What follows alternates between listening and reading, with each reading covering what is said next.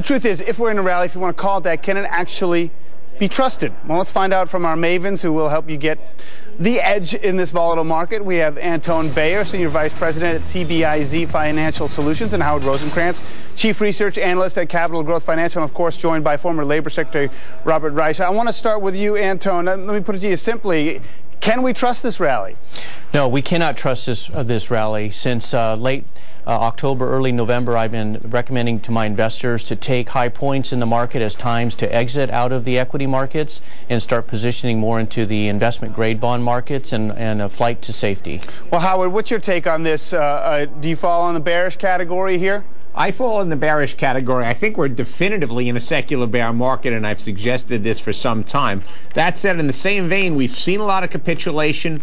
I believe that we're going to see some continued stability in the market for probably 3-6 months before we get evidence that everybody that I talked to is waiting for us just to announce the recession, and then it will be a great buying opportunity. Everything will be behind us. I don't view it that way. I think there's going to be continuing evidence throughout the year that the erosion is going to be more sustained than generally expected. Well, Mr. Reich, I want to bring you in on this recession question because the technical definition is, the 2 consecutive quarters of negative GDP growth, and people are throwing around recession here with frequency. So what's your take on where we stand?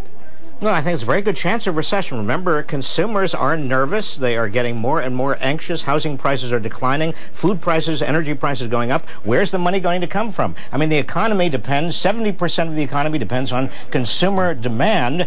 And if consumers are simply at the end of their tethers, and they have no savings, we're going to see a major cut. We're already seeing a major drop in demand. So I don't know anybody who thinks that this market has reached bottom or is near bottom. We've leveled out a little bit, I think, because we're digesting the news of the rate cut and maybe the stimulus package, but there is going to be huge volatility in the future, and the direction, unfortunately, is downward. Anton, but aren't we sort of losing focus on the earnings here? Outside of financials, they haven't been that bad. In terms of looking at the downside here, is it based on fundamentals? Yeah, that's a great question. Outside ex-financials, the S&P 500 actually turned in a decent 2007. The issue, though, is the unemployment. With unemployment rates going up 30 basis points or 0.3% for the month, for the quarter, from 4.7 to 5.0, historically that has always preceded a time going into a recession. 0.5% increase in unemployment, we're already in a recession. Earnings are an issue.